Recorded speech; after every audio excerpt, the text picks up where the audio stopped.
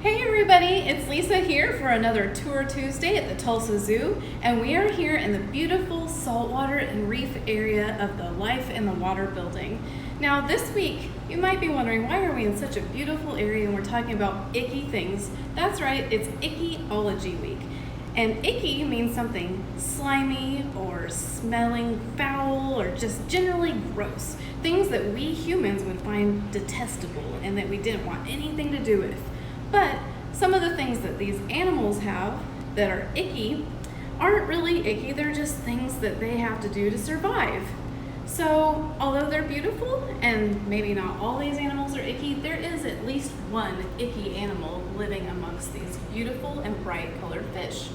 First, I'd like to go over and talk to you about our lined seahorse, or northern seahorse. Now, these seahorses are nocturnal, so that is why it's a little dimly lit in their aquarium. They, you might notice, have their tails wrapped around that coral structure inside their enclosure. So that is one thing that's really neat about seahorses. They have those tails that are called prehensile, and that means that it's got full range of motion and gripping ability, so they can use it like another appendage.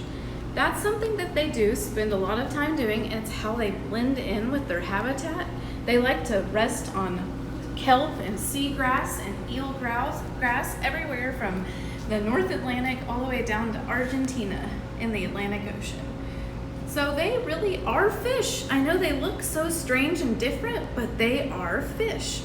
And they have some little fins on the back that are so fast moving. That's how they kind of power along.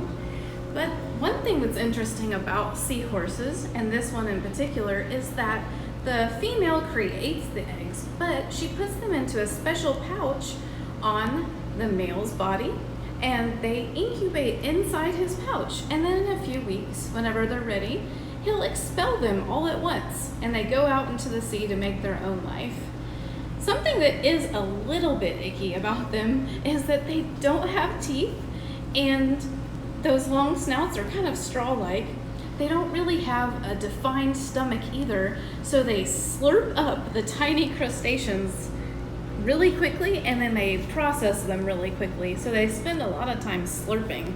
That's kind of gross, I guess. But they are cool, so we don't mind too much. We'll go back over to our Indo-Pacific Reef enclosure and take a look at all of these brightly colored fish.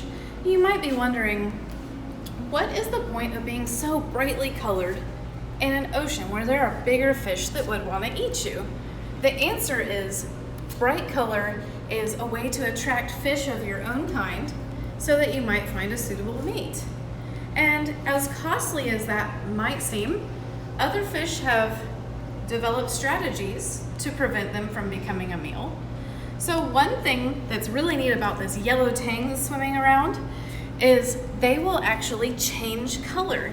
During the day, they're that bright, colorful yellow, and at night, they will darken that yellow to a grayish yellow color, and they'll have that white stripe that you see just faintly on their side will become bright white.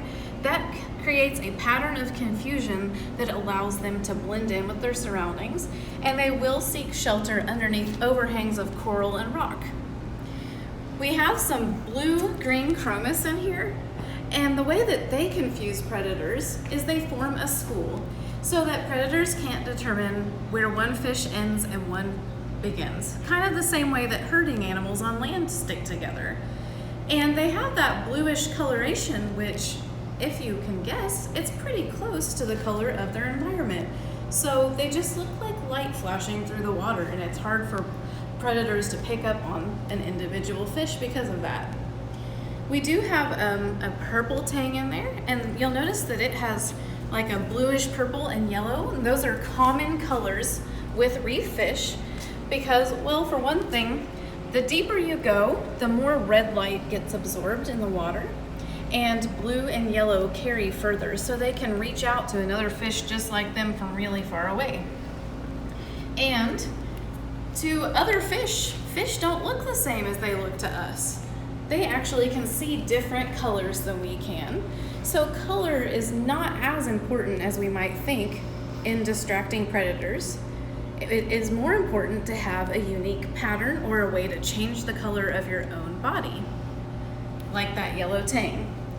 We have a fish off to the right in here called a cardinal fish, and that is a pajama cardinal fish, and they do have a slight pattern that would disrupt a vision of a predator and confuse them. The cool thing about that guy, which some of us might find icky, is that he's a mouth brooder. So if it's a male cardinal fish, they will actually hold the eggs in their mouth and keep them there and protect them until they hatch. And then even after they've hatched, the male will still have some parental care. That sounds gross, to hold eggs in your mouth for at least a week, but it's one of the best strategies for those young cardinal fish to survive. So although we might find it icky, it's really important and actually kind of neat. Let's go over here to one of our other reef type tanks where we have a bannerfish. Now the longfin bannerfish has an icky habit, but really only when it's young. So this bannerfish would be by itself as a juvenile, and they make their living early on by eating parasites and gross dirty things off the outside of other fish's scales. Yuck! That's not something we would want to do, but we're not a bannerfish. Now once they get older, they will find another bannerfish and they will spend all of their time together. And you probably have noticed that great striping pattern. And just like the stripes on a zebra on land that confuse a lion, this banding pattern really confuses any predator that would want to make a meal out of this fish. So I hope you've enjoyed seeing this neat pattern on this bannerfish. And we'll move over here to some fish in this last tank that are both colorful and have cool patterns. So we have a couple different species of tang in here. We have the mata tang and the black spot tang over here on the right. Now, those are also sometimes called surgeonfish, and you might notice again they have a color pattern of blue and yellow. That's a very common thing, and they have some faint striping. Those patterns help them to blend in, but if that fails, they have some sharp, really razor-like spines at the base of their tail, which is why they're called surgeonfish. And those, when they stick them up, can serve as a defense against predators, but they also use them to fight off a rival male in their territory. Now, down below we have a gold-spotted rabbitfish.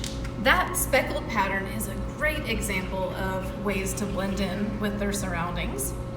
They also have a second defense though. Down near the base of their tail, they do have some venomous spines. Yikes, not icky, but probably not something that a predator would want to tangle with. Now we come to our truly icky animal. That's right, that little peacock clownfish that everybody loves and is beautiful and colorful is also icky. And you might be wondering why.